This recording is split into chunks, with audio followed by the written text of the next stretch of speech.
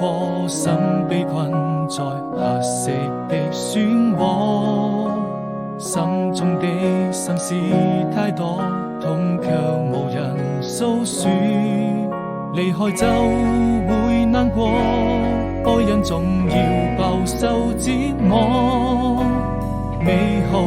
生活，那年的夏天，坐在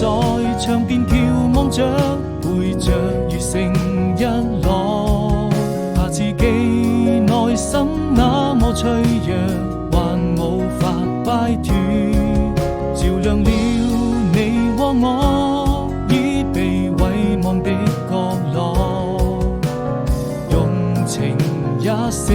我，非我撲火。對與錯，終究還是沒得到結果，無法掙脫命運的枷鎖，掉進